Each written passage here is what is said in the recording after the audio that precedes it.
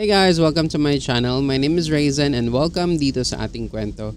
Now for today's video, pag-uusapan natin yung isa sa mga basic advice na binibigay sa atin ng mga trading coach natin ng mga beginner pa tayo, no? Ano ba yung advice na yun? Yung to buy low and to sell it high, no? Kung papakinggan mo parang ang dali lang talagang mag-trade, no? It's like, oh, ganun lang pala, bilhin mo ng mura tapos ibenta mo ng mahal. But in reality, guys, pagdating sa trading, ngayon alam mo na kung ano yung takbo ng market.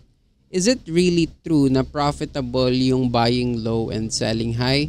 Well, in my case, oo, kumita ako ng pera for some, no? Pero most of the time, ang nangyayari is hindi, no? Nagkakaroon tayo ng tinatawag natin na parang false trigger, kumbaga. Na binili mo siya kasi akala mong mura na, pero anong nangyari? Mas bumaba pa siya, no? Nagkaroon tayo ng tinatawag nating dip. So puntahan natin yung ating main monitor. So eto. Now, pagmasdan nyo guys yung candle na nandito, no? Yung pinaka huling candle, kumbaga eto. And let's say na ito na nga yung advice na binibigay sa atin ng ating mga trading coach, no? To buy low and to sell high and to buy it sa mga support areas, no? Kumbaga, for example, ito pa lang yung candle na nakikita natin, itong pinakadulo dito. Tapos sasabihin ng ating mga trading coach, oy, okay na, nasa support areas na. Ayan, ito na yung mga support areas nung nakaraan, no? So, possible na makakita na tayo dito ng pag-bounce ng market. So if I were you, you're going to buy it na, no? Kasi mura na yung presyo niya and at the same time nakapatong na siya sa mga support levels niya, no? Pero anong nangyayari after this one? Pagmasdan nyo, alright, tumaas ng konti, alright? Pero pagdating ng ilang araw, no? Bumaba rin yung presyo. Okay? Tingnan nyo guys, mas bumaba na yung presyo niya dito. Alright? So kung dito ka nakabili and tumaas ng konti, no, yung takbo ng presyo ng coin or ng presyo ng stock, siguro nakapag-break even ka lang, or kung hindi man nakapag-break even, talo ka pa dito sa mga trading fees mo kasi konti lang yung inangat ng coin, no? So in this case, pinapakita dito na oo, buy low and sell high, pero ang nangyari is nung binili mo ng low, mas bumaba pa siya, no? Mas bumaba pa siya. And anong nangyari sa mga next candles? Ayun. Ayan, mas bumaba pa ng bumaba. So, dito natin makikita guys, kumbaga na yung buying low and selling high na tinuturo sa atin madalas, no, ay hindi nagiging effective masyado. Actually, may article pa nga tayo na binasa. So, eto yun guys, oh. Approximately 1% to 20% lang ng mga day traders, okay, day traders, yung nagiging profitable. Most of them, no, 80 to 90% or 99% rather, ay nagfe-fail pagdating sa trading. If buying low and selling high yung madalas na itinuturo sa atin ng ating mga mentors, no, ibig sabihin siguro kabilang tayo doon sa mga 80 to 99% na nagfe-fail. Bakit? Kasi ginagawa ng marami, no? Kung madali lang mag-buy low and sell high, kung madali lang yan, ibig sabihin dapat mas malaki yung percentage na nananalo tayo. Pero anong nangyayari? Most of the time, no, hindi tayo profitable pagdating sa trading. 1% to 20% lang yung nagiging profitable dito. So there is something wrong sa mga strategies na natututunan natin nung nakaraan, no? Now, balikan natin itong ating example. Tingin ko ang mas magandang strategy dito guys is we buy it kapag mataas yung presyo and even sell it kapag mas mataas na yung presyo. Ibig sabihin, buy it high and sell it higher. Okay, so sir, bakit ganun? Buy it high and sell it higher, no? Kasi guys, kung buy low, ibig sabihin, yung trend na binibili natin is pababa, right? Downtrend. And hindi natin alam kung hanggang saan yung ibababa ng stock na yan or ng coin na yan, no? Kung panay buy low lang tayo. There is a quote that says, trend is your friend, no? Kung pababa yung takbo ng market, kung low ang takbo ng market, anong trend yun guys, no? Downtrend. bear trend, no? Pero kung bibilhin natin siya ng mas mataas na yung presyo niya, which means higher na, no? Higher mo siyang binili and ibebenta mo siya ng mas higher pa. Anong ibig sabihin nun? Anong klaseng trend meron yun? Yun yung tinatawag natin na bullish trend or uptrend, no? May it be a long-term type of uptrend or may it be a shorter time of uptrend, but it's uptrend na. Yun dapat yung bilhin natin, yung medyo mas mataas na yung presyo.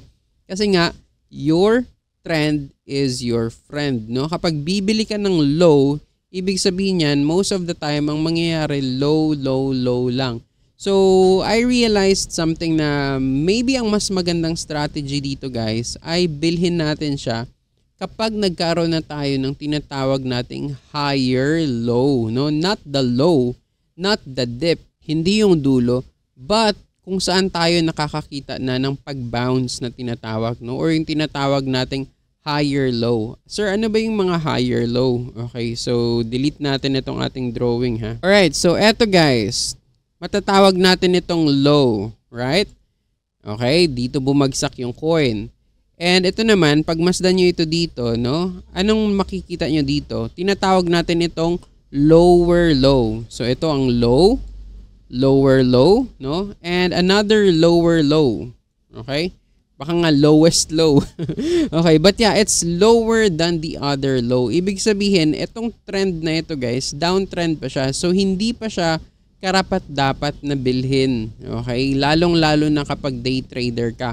Okay lang siguro kung investor ka kasi mas nagiging profitable ito sa kanila, no? Nag-i-invest sila ng maraming pera kapag mas pababa ng pababa yung market. Pero katulad dito sa sinasabi kanina, no, yung mga day traders, yung mga umaasa na magkakapera sa ilang chupit-chupit lang or ilang pagtaas lang ng market, no? Kapag dito ka bumili, yes, pwede kang kumita ng pera, pero most of the time bababa at bababa lang yung presyo, no? So I think it's really better to just buy it high and then sell it even higher. So puntahan natin itong mga other ano dito. So kung mapapansin nyo guys, eto. Nakakita na tayo ng, delete natin ulit yung mga drawing, ha. Wait lang. Alright, remove drawing. Ayan, nakakita na tayo ng low, lower low, and another lower low, no? Lower siya compare dun sa nakaraan. And anong nangyayari nung nagkaroon na tayo ng pag-angat dito guys? Okay? Mas mataas na siya compare dito, right? So ito na yung matatawag natin na higher low. Alright? So tingin ko guys, it's better na makakita tayo or it's better na bumili tayo or mag-position tayo kapag nakakita na tayo ng higher low. Kasi ibig sabihin, possible, ha? Possible lang, hindi 100%. Na magre-reverse na yung market or possible lang na makakakita na tayo ng pag-bounce ng market, no? Hindi kasi natin alam kung pangmatagalang uptrend na yan or pangmatagalang pagtaas na yan ng coins or ng stocks, no? Ang point is, yung dating low trend na nakikita natin ay nabasag na, no? Nagkaroon na tayo ng panibagong trend. Nagkaroon na tayo ng higher low. So I think dito mas magandang mag-position. And kung mapapansin nyo, anong nangyayari, no? So kung diyan ka nag-position, pwedeng bumaba pa rin yung coin, no? Pero anong mapapansin niyo afterwards, no? Eto, okay?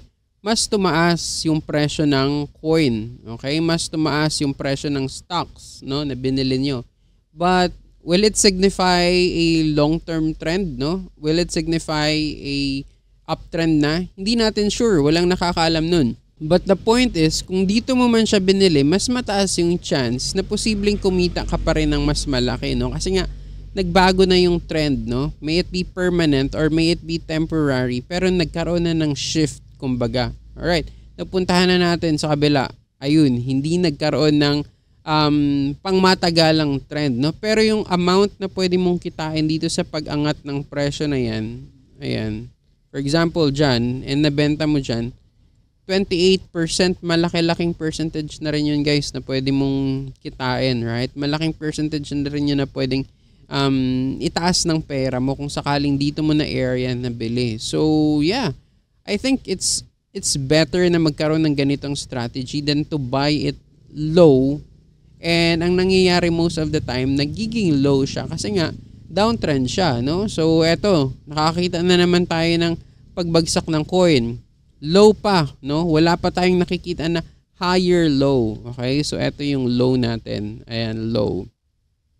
Wala pa tayong nakikita na higher low dyan. Wait, I forgot to make our monitor bigger. Ayan. So next, may nakikita na ba tayong higher low? Wala pa, no? So out muna tayo sa market ulit. Huwag kang mag-trade, no? Kasi low na naman ito, lower low. Okay, so pagmasdan na naman natin ang market, hintayin na naman natin na mas magkaroon tayo ng tinatawag nating higher low. Okay, browse, browse, browse, browse. Wala pa. Mukhang mataas-taas na consolidation ito. Ayan. Consolidation. Oops, nabasag, right? Pero anong nangyari? Nagkaroon pa tayo ng another lower low. So, iwas ulit sa market. Anong dapat nating gawin sa mga ganitong panahon? Wala, no?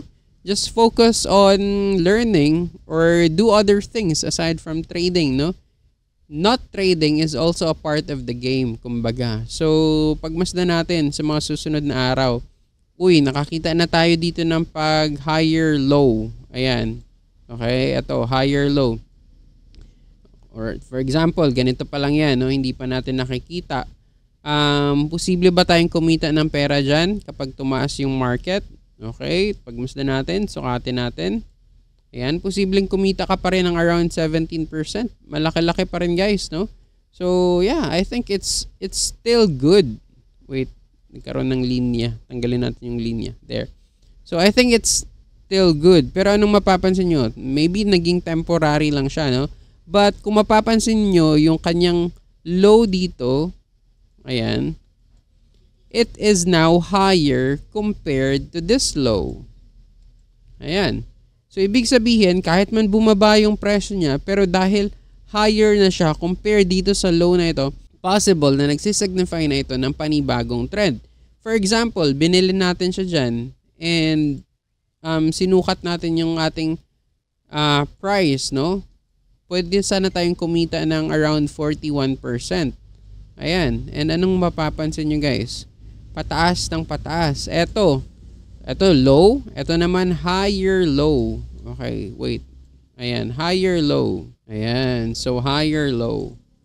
Alright? So eto low, pero mas mataas na itong low na ito. Kung binili mo yan dyan, anong nangyari? Ayan, posibleng natalo ka.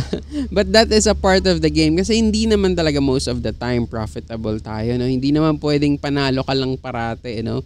So may mga times talaga niyan mantatalo ka. Pero kung mapapansin mo nga siya, guys, ayan. Okay. Nasa range lang siya, kumbaga, no?